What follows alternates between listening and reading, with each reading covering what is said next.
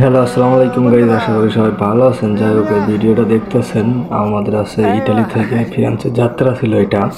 যাই হোক, আলহামদুলিল্লাহ ভালোভাবে আসতে পারছি। 55 কিলো পাহাড় পাড়ি দিয়েছিলাম 3 দিনে সাদিকে আমরা। আমার সাথে 2টা সুদানি সাদিক ছিল আর আমি বাংলাদেশি ছিলাম। যাই হোক, অনেক কষ্টের পরে আছে ফিয়ান্স আসতে পারছিলাম। যাক আলহামদুলিল্লাহ, আপনাদের দোয়াই, মা বাবার দোয়াই। আর এই যাত্রাটা করতে পারতাম না, ইউরোপের যাত্রাটা হয়তো আমার বোন যদি না থাকতো, আমার বোন আমার বাপ মা যদি না থাকতো হয়তো এই পর্যন্ত আসতে পারতাম না। কত মানুষ কত কথা বলছে যে আছে ইউরোপে আসার জন্য কি না করতেছি, অনেক কষ্ট করছি আলহামদুলিল্লাহ লিবিয়াতে। যে হোক, তারপরে আছে ইটালি থেকে 55 কিলো পাহাড় পাড়ি দিয়ে এই যে যাত্রাটা করছিলাম 3 জন সাদিকে। আমরা সবাই মিলে আনন্দ করছি, অনেক উচ্ছ্বাস।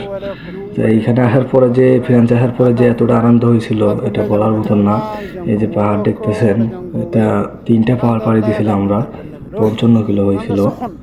যাই হোক আলহামদুলিল্লাহ, তারপরে আপনাদের দোয়াই আর কি ফ্রান্সে চলে আসতে পারছি। আর এই যে 2 জন আছে না, এরা আছে আর কি নরওয়ে যাবে, ওরা এখন আছে রাস্তাতে আছে। আলহামদুলিল্লাহ আমি ফ্রান্সে থেকে গেছি, আলহামদুলিল্লাহ ভালো আছে আপনাদের দোয়াই।